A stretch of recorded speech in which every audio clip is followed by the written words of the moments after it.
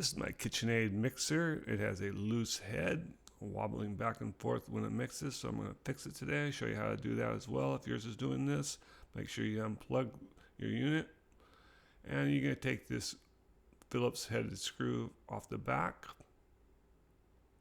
Once you do that, you want to take the metal band that's around your KitchenAid off. Just put your finger in there and click it out. To do this job, all you really need is a Phillips screwdriver. Then we're going to take our 4 screws off that is holding the case on. When I take these screws off, I'm just going to set them where I put the bowl. Makes a nice little trough, so everything is going to be right there for me to access. All the screws are the same size except for the very first one you take off, so you don't have to worry about keeping them separate. Next, we're going to take the screws that are holding the motor in.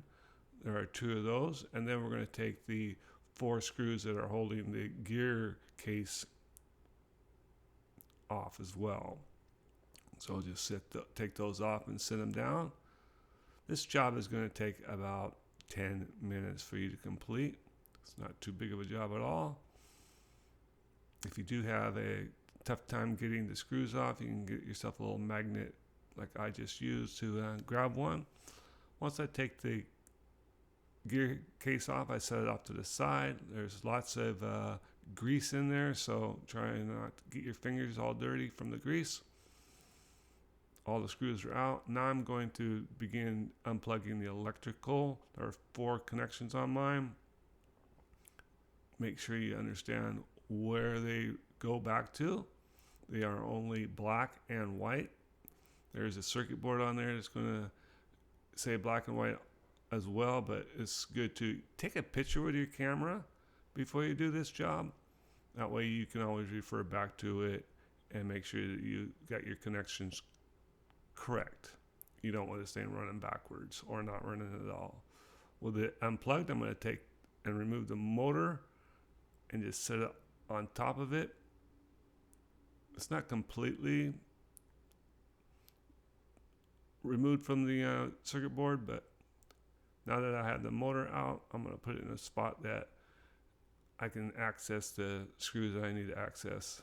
So there's a nice little shelf for it to sit on. As you can see, it's still wobbly. There are 3 fasteners that hold this unit together, and there it is wobbling. Well, what you need to do is tighten those 3 screws up and give it a really good stiff turn. I loosen mine up, and then I'm going to reset it. If your unit gets loose, you can always add a little bit of Loctite to the screws. I'm not going to do that because in case I need to get back in here, Loctite just makes it that much harder. But if you don't want to do this job again, Loctite's a good solution. And I'm going to go back one more time and make sure that I have tightened these down correctly. Once that's done, it is now considered fixed, and I begin reassembling by putting the motor back in place.